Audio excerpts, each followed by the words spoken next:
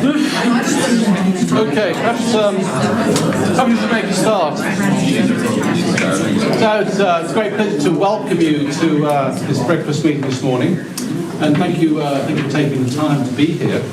This the Business Research Series is about the practical application of research, where we take a little time to share the research of our world-class faculty with you, and the business community. And by coming together, joining research with practice, we hope to improve business in our community. We also like to get your feedback, how we can improve research in our business school. And my name is Mark, I've only been Dean here since for 6 months.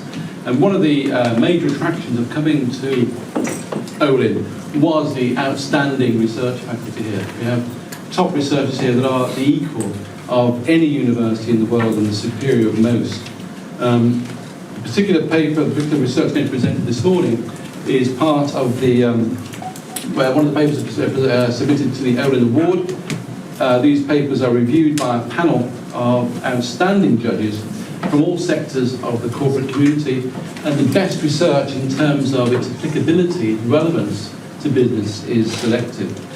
And although it's called the Olin Award, it's actually, we're grateful to Dick Mahoney, a distinguished executive in residence, who unfortunately can't be here today, but certainly here in spirit. And it's really his vision, his gifts that have made programs like this possible. And the Business Research Series is a direct outcome of the challenge that Dick has presented to us. So you haven't come here to listen to me, you come here to listen to our great professors here. So let me spend a little time introducing Marcus and Andrew. Marcus Bayer, PhD, our Associate Professor of Organisational Behaviour, has worked in the German automotive industry and has consulted for firms in Europe and Asia. He holds a master's degree from the University of Gießen in Germany and a doctorate from the University of Illinois at Urbana-Champaign. And his expertise lies in the area of creativity and innovation. He was awarded the Undergraduate Reed Teaching Award in 2012. He was named in the world's 40 best business school professors under 40 by Poets and Quants in 2011. He was awarded the Marcel and James Reed Award for Scholarly Excellence in 2009. And he won the Olin Award with co-authors Kurt Dirks and Jackson Nickerson in 2009. I understand he enjoys boot camp, swimming and soccer. That's my Achilles tendons. Stop.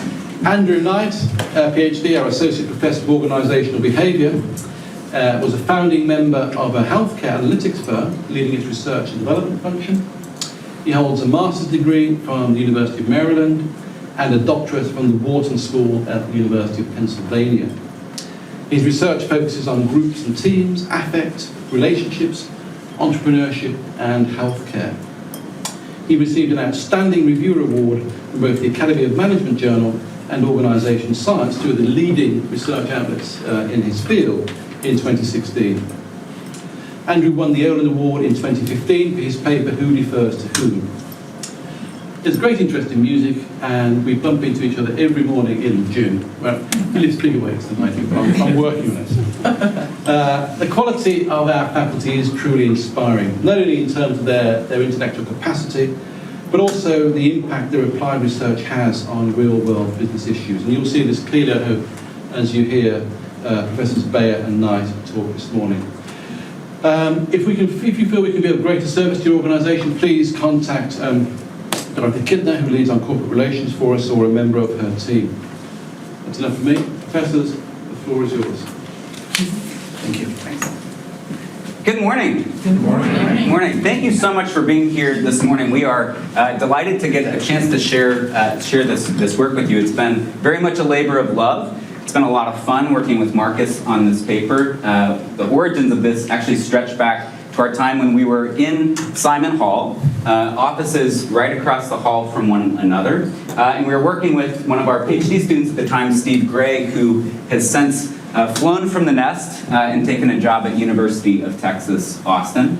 Our focus in this paper in particular stemmed from some questions we had around how new teams form in an entrepreneurial space. And so we'll share with you some of the highlights from this work today, really trying our best, and this would be very much in the spirit of having Dick Mahoney in the room, doing our best to communicate and scrub the academic language and nonsense from our slides and focus instead on what we think you can take away from this work, hopefully in thinking about the work that you do with others in your organization, in teams that you're a part of, in teams that you are leading today, or maybe you want to grow a venture and build a team for tomorrow.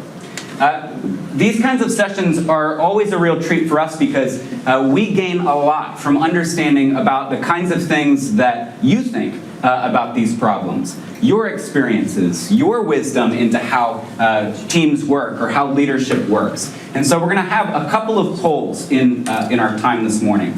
And we're going to ask for you to share your wisdom, and at the great risk, and it is a huge risk always, of inviting you to please bring out a device. If you have a cell phone, even if it's not a smartphone, you can participate in this poll. And what we're going to ask you to share your thoughts on, first of all, are what you think are the most important, what is the most important ingredient to the success of a new venture.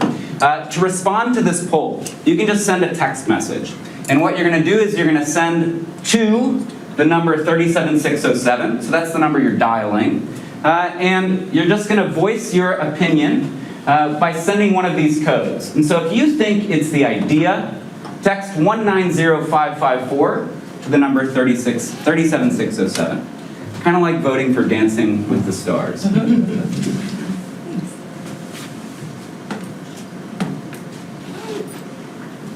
So some of the ideas that we have in terms of research come from this very kind of exercise. Talking with people, what do you think? What do you think matters for teams? You know, what do you think is the most appropriate thing for someone to do?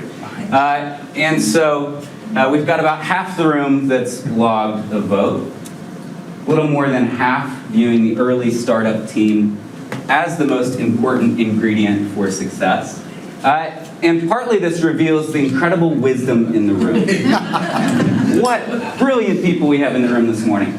And in fact, your wisdom is reflected in the comments of a St. Louis native, renowned venture capitalist, John Doerr. In the world today, there's plenty of technology, plenty of entrepreneurs, plenty of venture capital. What's in short supply is great teams. Your biggest challenge will be building a great team. Marcus and I both focus on, in our research, aspects of group dynamics and team dynamics. And so while without question the idea is important, the original entrepreneur plays a very critical role, there is enormous complexity and messiness in putting together and building a great team.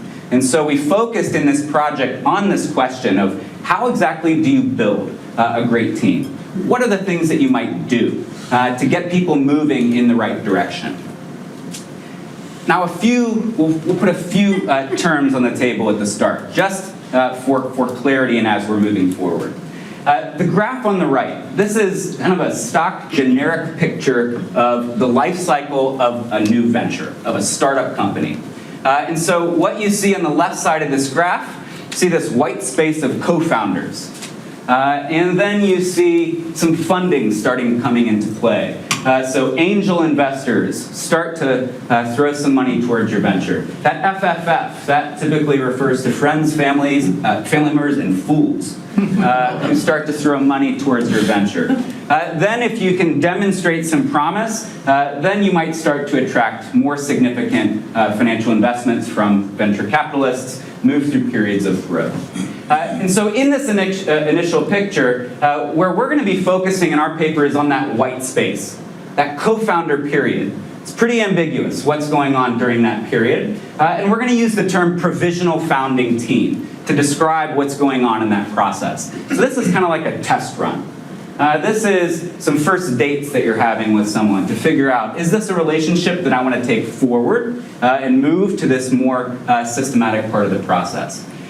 We'll be talking about a lead entrepreneur.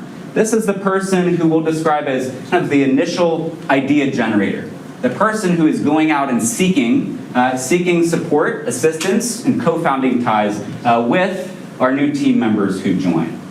Let me make this more concrete with an example of how this sometimes plays out. And I'll use the example of Pinterest.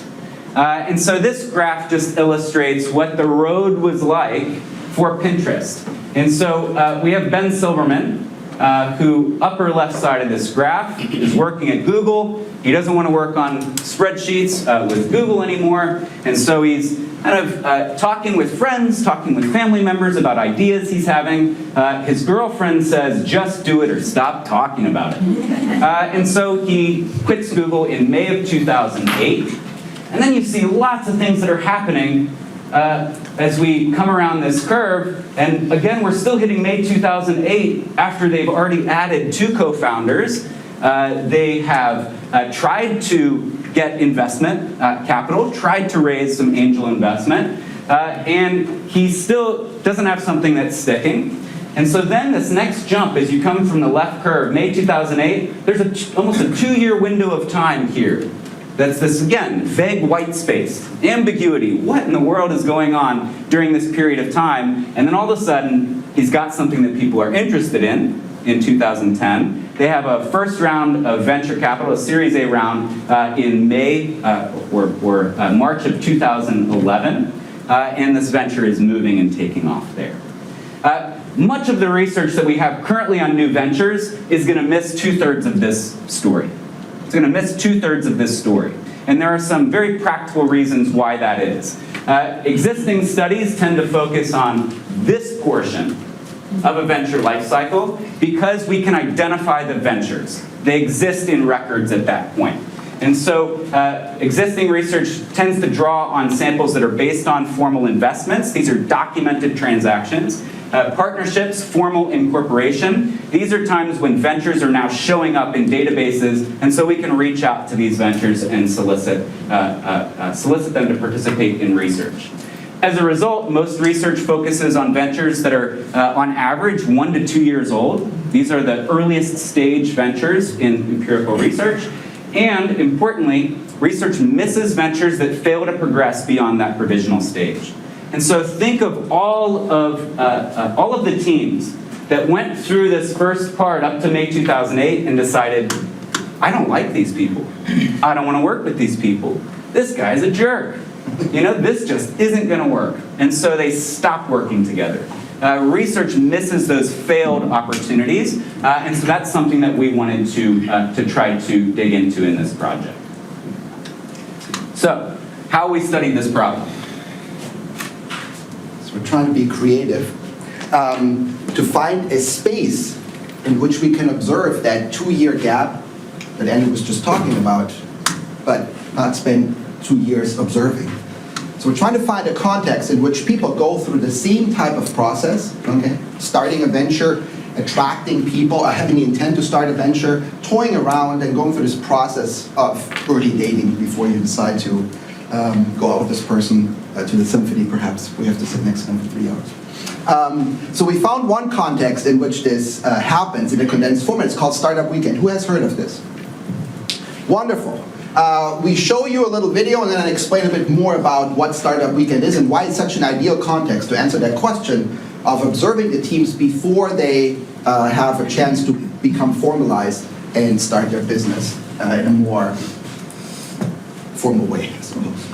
What kind of crazy person gives up their weekend to come and do something like this? Okay, so imagine you have one weekend to launch a startup. Not even a full weekend, 54 hours to come up with an idea that's going to change the world. In a way that nobody has ever thought of before. Friday night, you meet your team. Probably people you've never met before. Saturday, you work all day. And then on Sunday, you better have a prototype ready because you're going to present to a panel of expert judges Who are ready to possibly tear you apart. who could legitimately make your idea your entire new career. This could change your life. That is what Startup Weekend is. And this is an event that happens every weekend in multiple cities around the world. This is about one of them. So we joined up with Startup Weekend. Essentially what this is it's a way for people of a community to come together and support each other to start new ideas and to kind of toy around with them for a weekend. The beautiful thing about this context is that the teams go through all those little hurdles that Andrew alluded to earlier in a much more condensed time frame. So the way it works is people from the community show up. Some of them have ideas, some of them don't. They pitch an idea on Friday night. People vote on how good the ideas are. The top ideas, typically 5 to 10, get selected, and people then are attracting members of the community, of the crowd, into these teams. And then they start working right away Friday afternoon, evening, and then through the night and all Saturday and all Sunday. And at the end of Sunday, they pitch the idea, business plan, whatever they have done, present a prototype, and so forth. The wonderful thing about this is you can see those teams in action and starting right away. And so we were there. We visited 7 of those Startup Weekend events. We were smart because we know people are deferential to white coats, so we wore like white t-shirts, I remember, saying we're Startup Weekend Research. And we were right there when they came in. We handed them a survey to get initial impressions, basically, of everyone who's going to pitch an idea. And then we were pretty persistent, so we hung around the whole weekend, and I'll show this in a second, and surveyed people again on Saturday and then twice on Sunday. I showed the timeline exactly what we're kind of measuring. So people are there to get work done, and you can imagine how challenging it is to be in their faces and get them to ask questions or answer our questions. In addition to that, we also collected data from in-house. These are data from the hatchery. We have a similar process here as well. The hatchery essentially does the same work that Startup Weekend does, but over a longer period of time. So you see some numbers here that reflect the good work that's being done. $70 million raised in funds, 50% of ventures launched, 67% of them are still operating, and 17 have filed provisional patents. So here the same thing occurred. We kind of joined in early in the semester, did interviews and observations, and observed the teams as they went along. Because we were interested in one thing: what happens as people join the team, person has an idea, other individuals are joining around that idea, and then they move forward. Which teams will end up surviving that initial period, that 2 years that Andrew alluded to, and which teams will fail? That was the question we're trying to answer.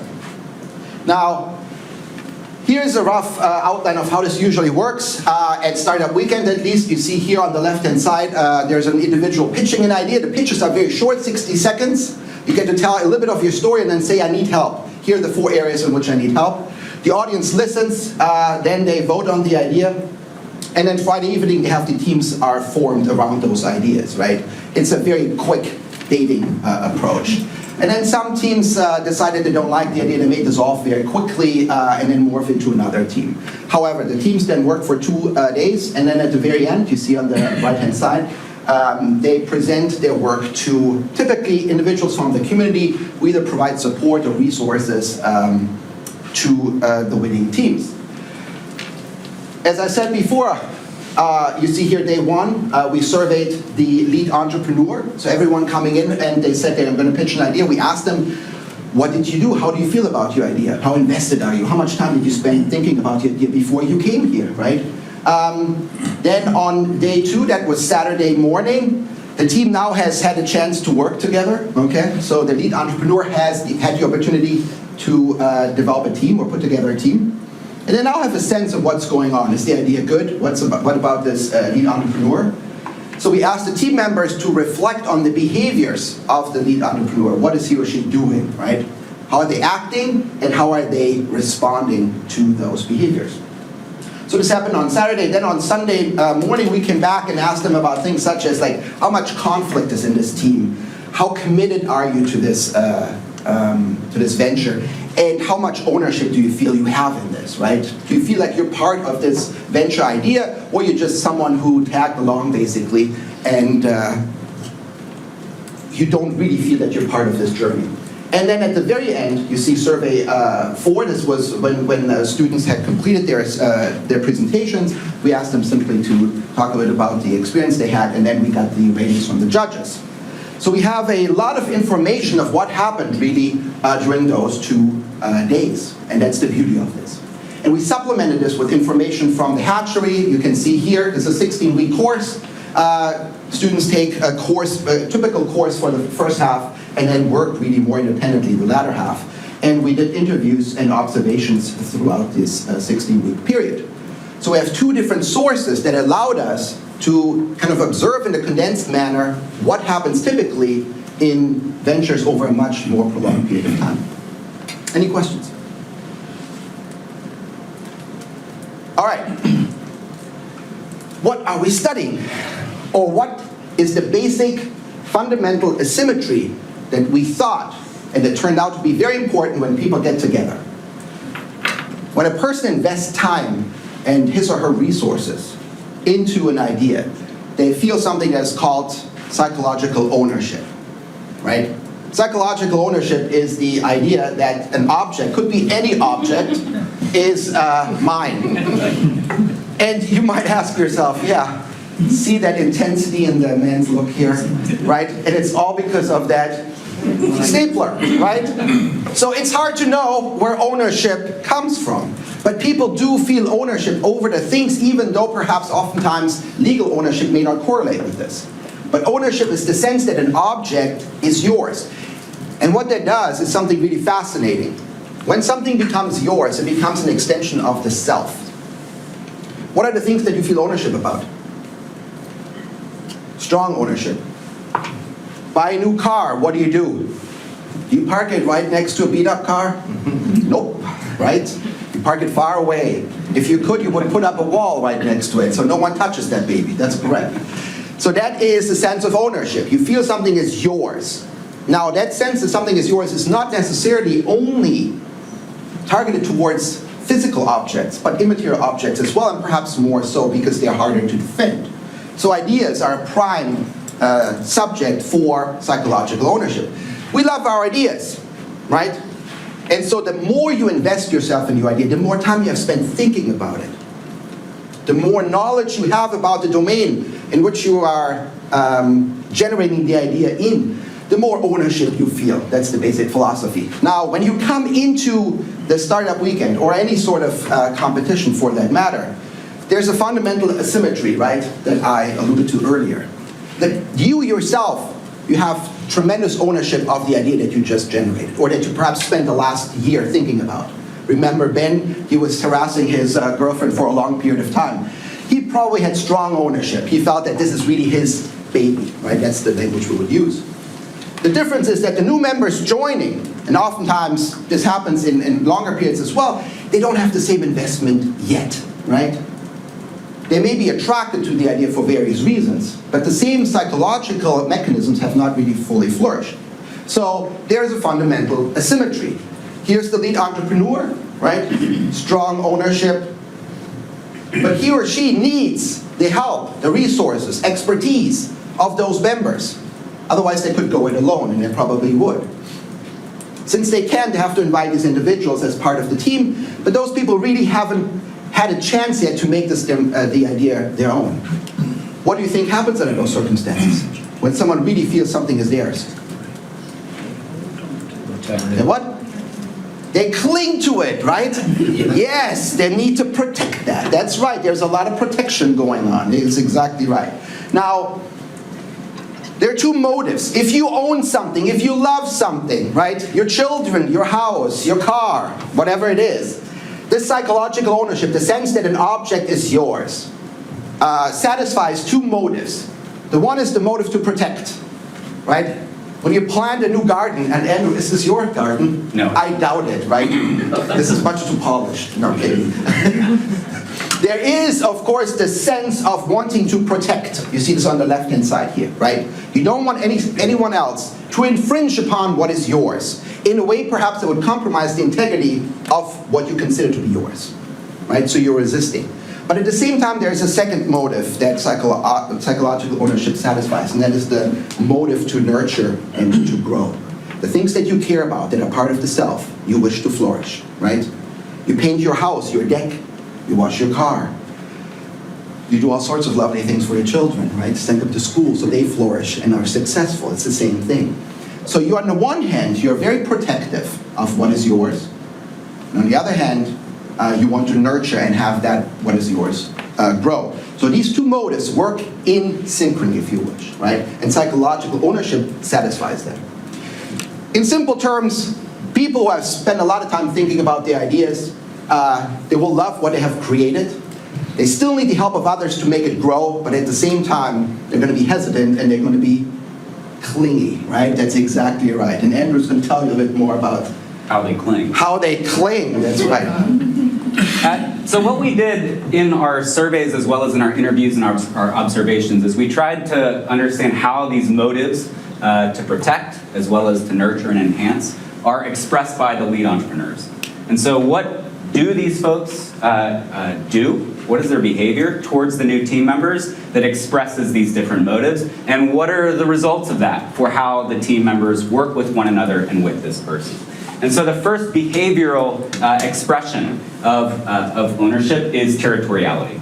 And so we see this in the animal kingdom. Without question, if you have a dog and you walk your dog, you see your dog expressing territoriality using territorial marking. It's a way to signal ownership to other people. It can be very subtle and implicit, or it can be very, very explicit. And so the pictures on the left are bears marking their territory by rubbing against trees, scratching trees, biting trees, and apparently they have glands on their feet that they stamp their feet next to the tree to express a scent that keeps others away or lets others know that they're there. It's something that happens very early for humans. For example, my 3 children used to share a room together, and recently they said they wanted their own space, and the first thing they did when they had their own rooms was to make signs. The lad on the left is working his way towards literacy, but that says Oliver's lair and Milo's lair. So they're marking their territory that this is mine. I invite you today, through the rest of the day, walk around your office environment. Take note of the ways that people are marking what is theirs, whether that's something abstract like an idea or a solution in the middle of a meeting, or whether that's something like their physical space. You see people marking their physical space. If you don't think you have this in your office, take a trip up to the 5th floor, and you will see this sign stamped on a tape dispenser in the faculty support office. The second behavioral, actually before I go there, let me just describe how this plays out in new ventures. And so some of the ways that we saw people either subtly marking or very explicitly marking their territory. And so what lead entrepreneurs would often do when they have their new team members, they're having a first team meeting, and the lead entrepreneur often is telling a story about how this idea came about. Some people have a very personal connection to their idea. And so, for example, someone might tell a story about how a loved one lost her life because of medical error, and this idea that the venture is based on speaks specifically to medical error. And so you can imagine the tension that might result if someone, on the next day says, I really think we've got a great idea for improving operational efficiency. It's probably not going to fly. The person is marking and expressing that this is a core and important part of the idea that I'm suggesting. Or when people demonstrate their prototypes, sometimes they do this in a very dramatic, very detailed fashion, highlighting how much time, effort, and energy they as individuals invested into the prototype before the new team members came along. It's a way of marking the territory of the technology that they've developed. The second behavioral expression of ownership, which flows more from this motive to nurture and enhance a psychological possession, is help-seeking behavior. And so we will invite people to come into our territory. We will relinquish control over those things that we care very deeply about when we need someone's unique expertise. And so, for example, we seek the expertise of physicians for our children, and we invite them to come into a space where we probably don't invite anyone else in the world to enter into that space. Or similarly, within our homes, we invite contractors. We invite folks who have expertise that we need to nurture and enhance something that is our territory. And we, of course, saw this in new ventures. As these folks are trying to gain the expertise that they need from new team members, they may, for example, we observed someone inviting someone to largely take control of tweaking the user interface of a web application because that new team member had expertise specifically in A/B testing something on the web.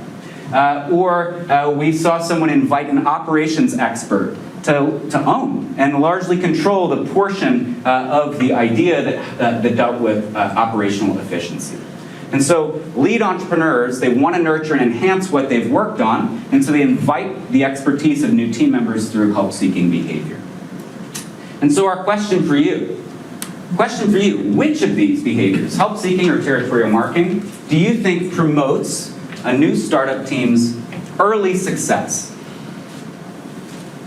So imagine a lead entrepreneur engaging in these behaviors. Which one do you think promotes success? And again, you're going to send one of these codes to 37607.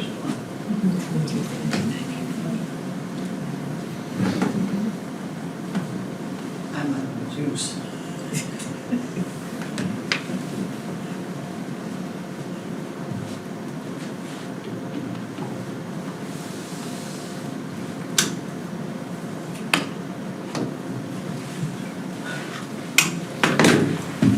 Okay.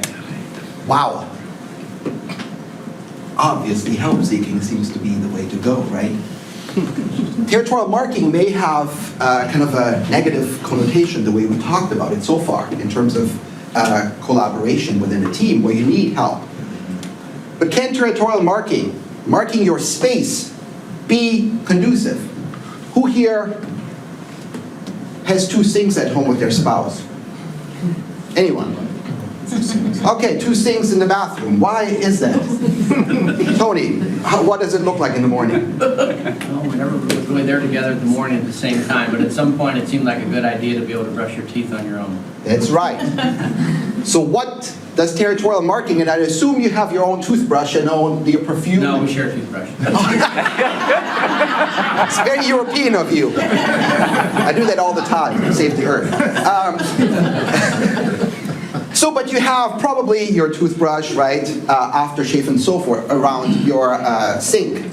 Why do we do that? Save time. Save time, there's an efficiency to it, right? But what else does it do? Team harmony. Harmony. So it avoids what in the morning? Conflict. So territorial marking may have a negative connotation in the way perhaps it's phrased in the literature, but it is very functional. In the morning, there's no need for conflict. There's no need for coordination. It is implicit by having divided up the space. That's exactly what we do. Now, if help-seeking is the only behavior we engage in, inviting other people, right, to contribute, what is likely to happen? If there's no marking at the same time, what will happen? Confusion. There's confusion, right? People may inadvertently do something, perhaps, that is in their, not only in their own best interest, but they believe in the team's best interest, but may inadvertently step on someone else's toes. That's really what's happening. So, of course, we set you up here a little bit by using, by suggesting that these are mutually exclusive, but in reality, you can engage in those behaviors at the same time. And here's what we found when we remember, like halfway through Startup Weekend, we asked people, what is the lead entrepreneur doing? And how do you feel about that? So people really examined or responded to those questions. How much help-seeking is going on and how much territorial marking is he or she engaging in, right? And what you see here, what we found is on the left-hand side, you see here the median... It's performance. Yeah. The judges' views of how good the teams are. Right. You see performance. And when the bar is going above the 0 line, it means there's an improvement compared to the average. And what you see here are the different combinations as how much territorial marking and help-seeking is going on. This is when no behavior is being expressed. This is when territorial marking is shown. This is only when help-seeking is shown, and this is when both are expressed at the same time. What does it look like? When our teams, at the end of the, remember, these are not team members reporting how well the team is doing, right? These are team members telling us how much help-seeking and marking is going on, and judges, at the end of the competition, reporting how well they thought the team performed during the final pitch when I present a business plan. What strikes you? What teams are judged as performing clearly above everyone else? The high, right? So these behaviors are not mutually exclusive. And as much as you believe that help seeking is the only route to establishing a well-functioning team, it appears both behaviors have to be expressed at the same time, right? Inviting people in too early without having really clarified how much of you is in that idea and what can be and cannot be changed, right? Without you essentially willing to eventually even leave the venture is important. Without that, help-seeking may in fact be less productive. So you see that clearly here. You want to engage in both types of behaviors, marking and help-seeking. Here's another result that we found. You see now on the left-hand side, conflict, right? The opposite of harmony. So how much conflict is going on? And what you see here is exactly the same sort of combinations. You see that when the team members report that a lot of territorial marking is going on in seeking, conflict goes down as much as it goes down even in this case without help seeking. But what stands out is what? What happens in teams in which the leader neither is explicit about the idea and what it means to him or her, and no guidance, right? And does not express exactly what he or she needs from the team members. Under those conditions, you see conflict is through the roof. And that's exactly what you don't want. Because under those conditions, team members are simply lost. They don't know what they can invest themselves into. There is no clear way for them to create ownership, because that's what you really want. You want them to feel the same way that you feel. But for that, there has to be some form of communication, right? Marking and help seeking have to occur. And if you don't do either, then you are, then you are in the, what is it called, the valley of? You're going to blow up. You're going to blow up, that's right. So imagine yourself being a new team member. You show up at Startup Weekend, and this is what is presented to you. What are you going to do? Which way are you going to go? The high road. You don't know which path to take, right? And so you may venture off and then decide, this is not the way, and you come back and you choose another path, perhaps forward. So what you can imagine yourself, if you are a new member in a team, right, it's helpful that in terms of marking would suggest this is perhaps part of the idea that will not be changed, right? As Andrew said earlier, if in fact surgical performance, I think was the example, right, is one key element for you, that is why you developed the idea in the first place. This is your part of who you are. This is why you started this. This has meaning to you. That cannot be changed, right? So you have to communicate this obviously to the team members. And at the same time, allow them to find ways to create ownership by investing themselves into it. Find ways for people to meaningfully make contributions to the ideas, to the idea that you have initially developed. So the real key is to communicate in a meaningful way what people can and can't do. Seems pretty simple if I summarize it like that. And in that sense, allow for negotiated patterns of ownership to emerge, that everyone feels they're part of this journey, right? Without really infringing too much on what has been there in the beginning. So those two behaviors can work in concert. And now here you see at the very end, when the team members were presenting, after they had presented their business plan, we asked them to report on how committed they are, right? And the judge is reading here again, and then we compared this to the conflict. So what happens to teams that have high conflict? That report that we were in a team where there was no guidance. I did not know. We were stepping on each other's toes. There was no control. It was not clear who is in control of which element of the idea. What can and cannot be changed. If people reported that, they said at the end of the competition, right, their commitment to the idea of staying with the team was way below average. So those are people who are not likely to show up anymore if you want to continue your work. Right? These are people who are likely to leave. And on the right-hand side here, you see the ratings for the judge. And again, you see if conflict is high, performance is below average. And you see that if conflict is low, teams are doing well. So what you want to avoid, at least in the short term, is a battle in the bathroom in the morning over who gets to use the sink at what point in time and who's using the toothbrush first, right? To use that example. So what are the takeaways? We would like to suggest that you use both behaviors as much as you can. And Andrew used a fancy word here called ambidexterity. I have trouble articulating. But it really means you do it with both hands, right? That's what it means. So you do participative and directive leadership at the same time, and you have here again the conflict. You want to minimize conflict as much as possible. And engaging in both behaviors at the same time reduces that conflict that the teams would experience. So guidance at the same time while articulating what can and cannot be touched. The laissez-faire style is what creates confusion in the team, right? So something has to be done. The cool thing about the study is we know exactly what to do. It's not any behavior that you should show, right? The marking, and it can be done in very subtle ways, as Andrew said, is talking about how much it means to you. Members will understand that this is an important piece of the idea that cannot be changed, right? Yeah. And in terms of just leadership, whether it's in St. Louis or Silicon Valley or anywhere, I mean, managing a freshly organized company in a chaotic, uncertain environment, you know, that's a skill that people develop by having been at other young, uncertain, chaotic environments, and probably not the same kind of skills you learn at being at an established organization. But in terms of your research, have you sort of found any specific skill sets that lead people to be a good CEO in this case of young organizations, you know, certain skill sets that... The wonderful thing about the study, it's very explicit about what those skills are, right? These behaviors are naturally what people express if they own something. If you feel you're invested, you naturally want to protect and grant access, nurture, right? Those two motives. So you're naturally going to engage in territorial marking and help seeking.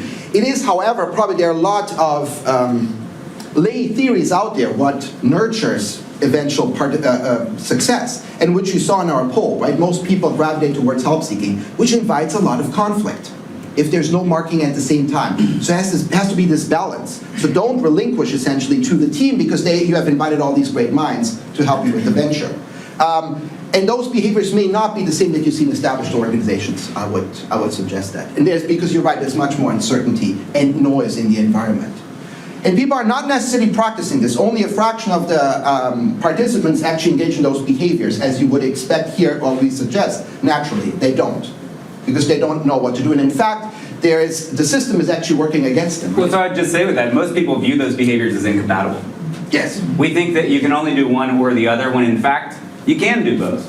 You can do both. You can provide that no trespassing that, you know what, this is kind of fixed right now. Here are the variable parts that we're going to play with, and I need your feedback, and I need your help, and I need your involvement to figure out the best way. It strikes me that entrepreneurial CEOs get outsized rewards because this is a pretty unique, being able to manage a team like that is a pretty unique skill set. Yes. I would also add, we've experienced in creating this work, so this is a creative effort to do a project like this, is that we observe these same dynamics in our own team. And so, for example, if you look through our drafts of papers where we're editing things, you see territorial marking happening. You know, with someone highlighting a title and saying, I love this, don't touch this. I didn't say that. I know you didn't. But so, in thinking about where does this come into play, I did product development before coming here. This is new product development. Even if you are in a big firm, that same creative production is going on. And so these same lessons in leading really, I think any kind of creative production, I think you can view and think about to what extent am I providing the structure that's needed, the skeleton for this group, and to what extent am I inviting the flexibility so that this thing can move. But it's not only the skeleton in terms of roles and responsibility, it's about the skeleton of the idea, right? So it's like, what is it about the idea that is meaningful to you that cannot be or shouldn't be changed? Right? So yes, of course you need to organize teams in a smart way, right? By assigning roles and responsibilities, but it goes beyond that. It's articulating how much flexibility is within the intellectual space of the idea. That's what it really is, because that's much more nebulous, right? And people perhaps are unwilling to do that because they may think I'm alienating someone else because I'm telling them what they can't essentially touch, right? What their expertise cannot be contributing to. So that is the fundamental, I think, insight from the study. And of course, since you can see how the deck is stacked against some of those entrepreneurs. If you look down here in the yellow circle, you see the advice by Startup Weekend, which is what? No talk, all action. What happens if there's no talk and all action? So you get up in the morning, no conversation, and you run to the bathroom. That's really what they encourage people to do. What happens? If a team, there's no talking by the lead entrepreneur, you have an idea, you pitch it, right? Team members join, and you just get to work. What will inadvertently happen? There's going to be confusion, right? People are stepping on each other's toes. There's going to be bad feelings going around. People are going to get, resentful. And over time, of course, that builds up, and that's exactly what you see. So, in fact, this goes back to Andrew. I'm giving credit here, marking his territory, right? Instead of talk a little, work a lot, talk some more, work a lot, and then so on, right? There has to be a conversation. And you see this happening, this rush to action, of course, because here you're under time pressure. But the same things happen in teams that work over longer periods of time. This is underestimated, the value of these earlier conversations regarding marking of the idea space, as well as being more articulate about the type of help you're seeking. And if you want to learn more about it and perhaps kind of reiterate some of the cases here, there's a book called Chaos Monkeys. And there's a quote, I think, that kind of speaks to the research we're doing. Every problem in startups is a people problem. Startups are experiments in group psychology. As CEO, you're both the therapist leader and the patient most in need of therapy, right? And so you can think about this as an ongoing conversation in a team. The mistake that we see, especially under time pressure, is that people don't give enough thought to this. So ultimately, you have to express both behaviors at the same time, as incompatible as they may seem, in order to minimize the conflict that may otherwise erupt, which will then undermine how committed team members are long term and how well the team performs. Now, if they're not committed long term, they will leave, right? And so you're going to be on your own again with your idea. That's it. Thank you so much.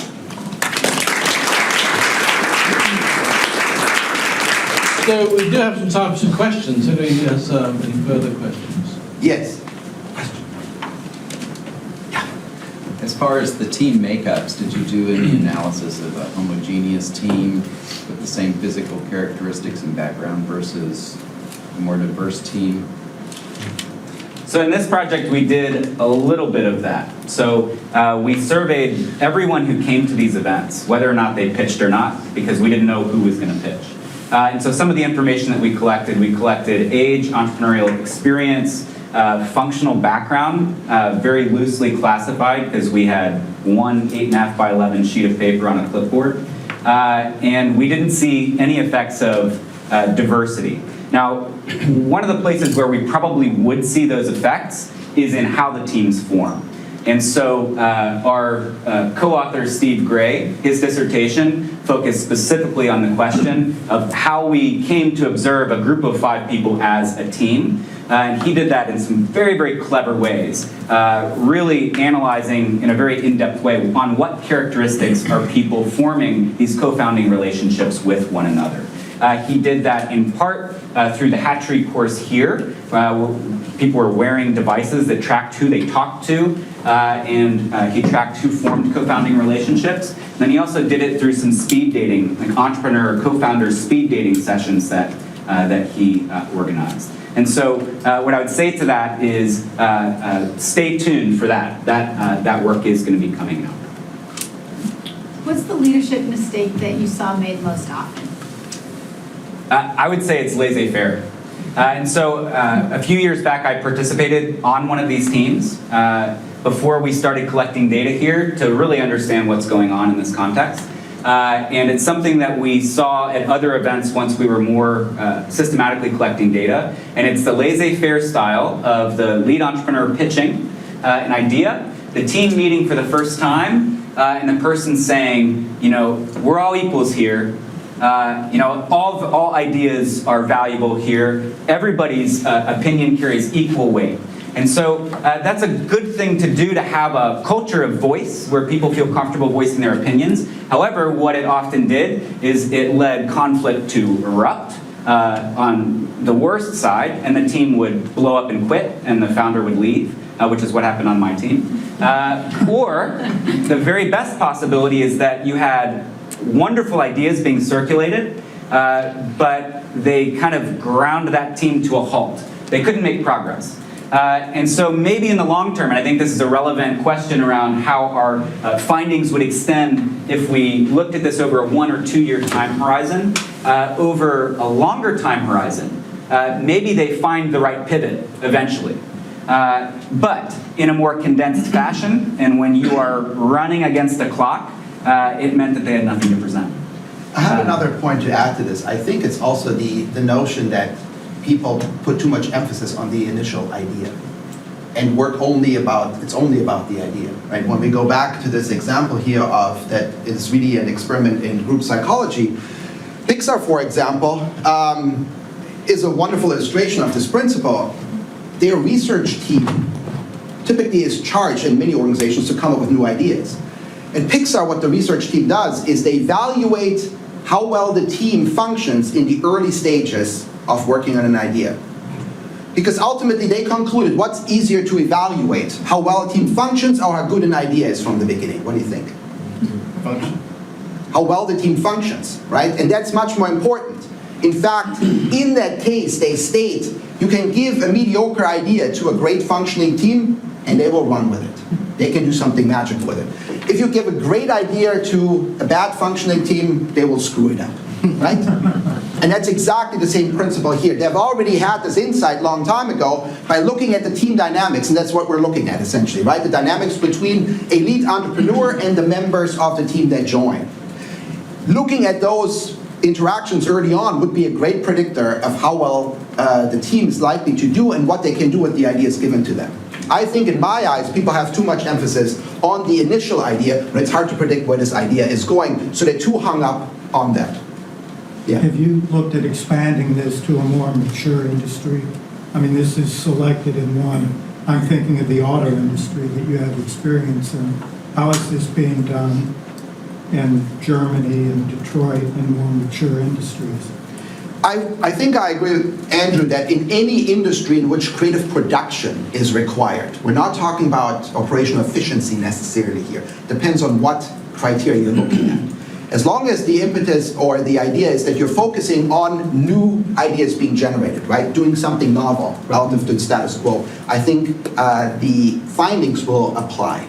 So it is certainly beyond the entrepreneurial context that, but I think that underlying commonality is focus on new knowledge, idea creation, which entrepreneurial ventures are one form of that. Does that make sense? So as long as that is the focus, I think these results will. I was thinking more in terms of, this is one particular example of it, the Startup Weekend or the Hatchery.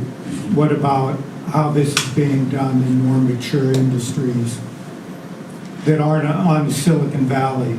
So do you mean more mature vehicles for launching new ventures? Exactly. In other words, if you're not going to be at a Startup Weekend or not doing something related to, my phone. Yeah. So here's how I think this. Biochemistry, like Monsanto, what's going on out at the biogenerator, that type of thing. For folks who are launching new ventures out of there, spinning things off. Or supplying mature industries, auto suppliers, new companies that maybe would work with Nestle or other. So I think you would still observe these dynamics during this, first 2/3 of this process.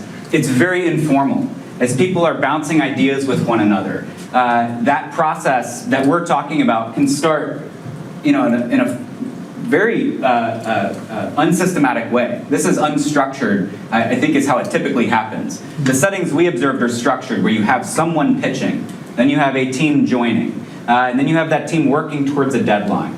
If we strip away aspects of a deadline, if we strip away the structure of someone pitching in a formal sense, you still observe some aspects of this.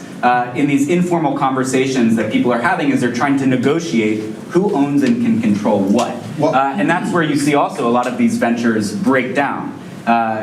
Is at that early stage in the informal conversations that people are having. I would suspect that even in established industries, healthcare, for example, you see that exact same process happen as people are bouncing ideas around for medical devices or for process improvements, ways to use EHR data. I think that same process is occurring. The way I would think about it is there's a difference between selection and treatment. We're talking about treatment. So what can leaders do to treat the group because they have less control in these environments over the selection of people, right? The people self-select into these teams.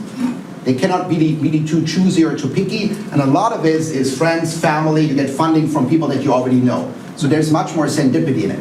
If you have more control over designing the initial team, perhaps the emphasis on those behaviors is less pronounced, so, right? Because you can address a lot of those issues by being clear what you're trying to do and who is going to help you, and you having control over selection of the team members. Does that make sense? Yes. That's how I would think about it. Here, essentially, there's virtually no control over that, right? So the treatment, what happens in those team interactions becomes really important because you had not much say in who joins. I was just curious, particularly on some of your final comments there, on your research versus kind of the lean startup movement with, sort of fail fast and perhaps agile programming versus waterfall, that same sort of quick iteration rather than long-term planning that, by the end you may be a long ways off. Is that sort of a similar theme that's unique to young organizations versus more established? So these kinds of vehicles for entrepreneurship definitely operate through that principle. Through an agile method, through fail small, fail fast, lean startup, that's definitely taken hold in these areas. That is where I think you would see a difference to more established industries, at least in the vehicle of what the product or the service is. And so if you're developing a pharmaceutical, if you're developing a drug, that's probably going to work less well than if you're developing a web-based application. And so I do think that's where you'll see a difference. This methodology, though, at least, and I think what our recommendation isn't so much to go through this very planned process, but instead to make it iterative. But the iterations have to happen not just with respect to the product, but also with respect to the people. You need to be iterating around what's working and what's not working within our group in the way that we're distributing responsibilities and roles and control over different portions of the idea. Because I think the mistake that people do is they think fail often, or perhaps oftentimes failing comes from dysfunctional social interactions, not for necessarily the idea, going back to the Pixar example. So if you fail often without examining what the reason for that may be, you may attribute a lot of it to the idea. People will be fatigued if you pivot for the 10th time. A lot of it may be really a lack of this type of behavior shown, right? So developing the team dynamics that will allow you to make progress so you don't give up too early. I think you should give up on an idea, of course, if there's reasonable evidence to suggest that it's not going anywhere, right?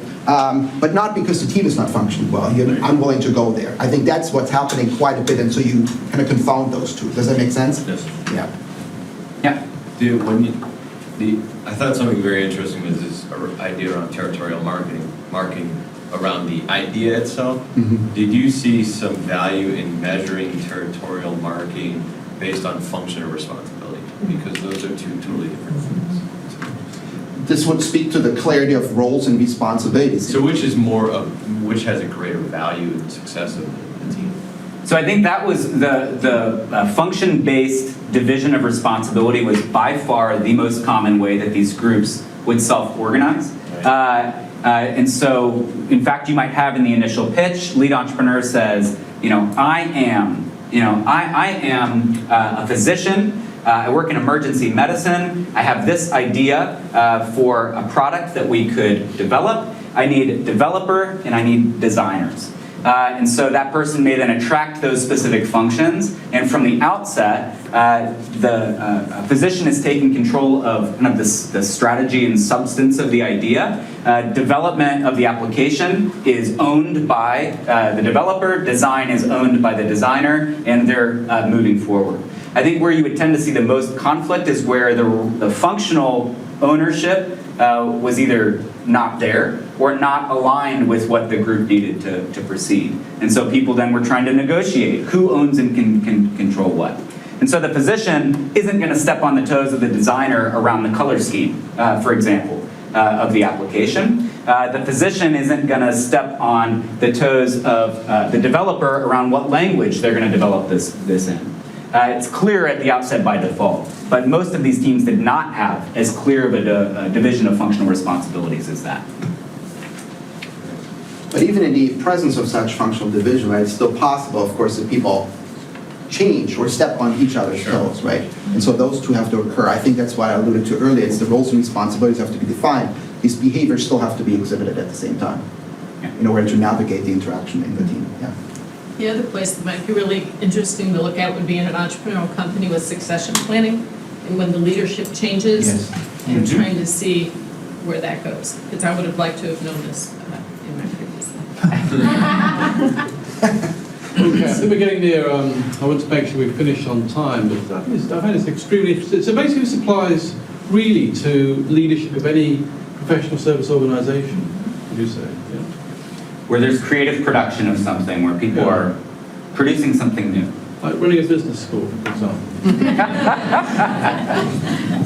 I would defer to your expertise. Well, let's talk about this. Let's collaborate. Let's think about this together. Okay, that's great. Thank you very much for your time. There are copies of the paper on the registration desk.